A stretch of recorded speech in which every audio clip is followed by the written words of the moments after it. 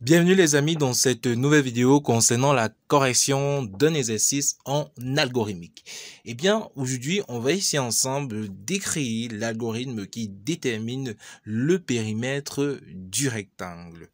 Alors, avant de se lancer dans la résolution de l'algorithme, si vous êtes nouveau sur la chaîne YouTube, n'hésitez pas à vous abonner.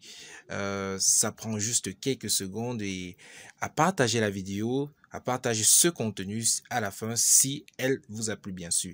Et n'oubliez pas de lâcher le petit pouce bleu et de commenter si vous avez aimé, apprécié la vidéo ou si vous avez rencontré quelques préoccupations concernant la vidéo.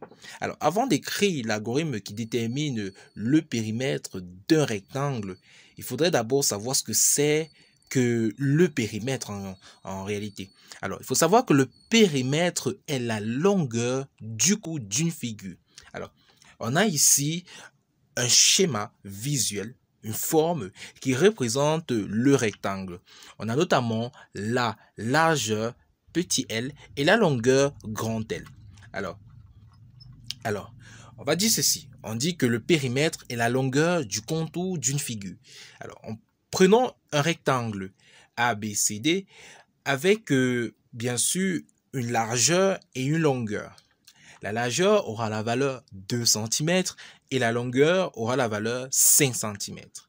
Alors, si on dit que le périmètre est la longueur du contour d'une figure, on va tout simplement additionner chaque valeur. Alors, donc, la distance de A à B vaut bien sûr 5 cm. On va la placer là. Oups, j'avais fait une petite erreur là. Je fais une petite erreur. Ah non, non. Ok. On va commencer en ordre, c'est mieux. Pardon. On va commencer en ordre. Alors, comme je disais tantôt, la distance de A à B, elle vaut 5 cm.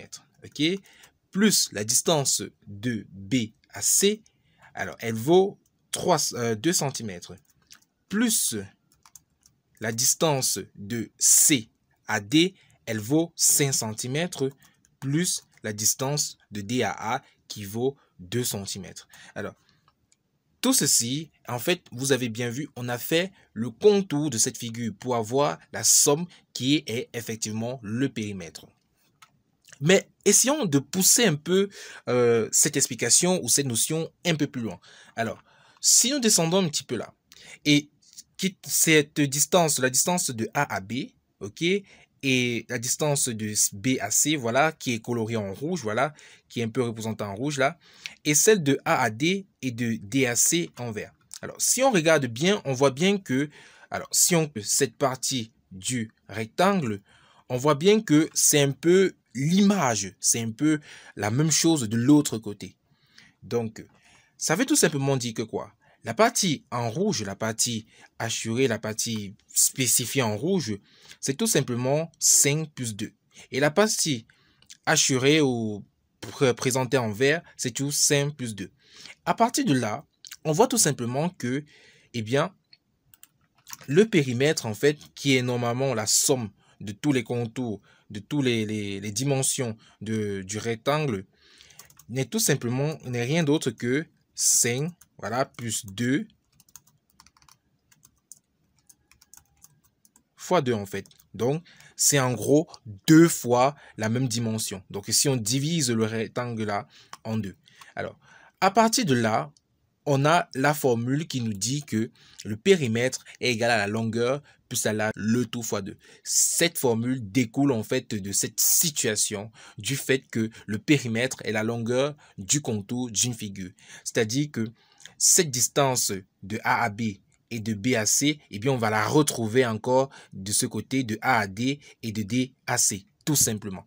Maintenant, après avoir vu cela, après avoir compris comment représenter, d'où par l'expression du périmètre égal à la longueur plus la largeur fois 2, écrire l'algorithme devient un jeu d'enfant. Et pour cause, on va se diriger au niveau de l'algorithme. On va tout d'abord commencer par écrire le nom de l'algorithme, périmètre du rectangle. Ensuite, on va voir qu'on aura besoin de 3 variables. On aura d'abord besoin de la variable périmètre, celle qu'on va afficher, celle qui va effectivement contenir la valeur du périmètre. On aura besoin de la variable largeur, petit l et de la variable longueur. Pour généraliser tout, on va spécifier ces variables comme des réels, comme de type réel. Ok. Dans le début de l'algorithme, dans le corps de l'algorithme, on va tout simplement demander à l'utilisateur d'entrer la valeur de la longueur de son rectangle en fait. Et on va récupérer dans grand L.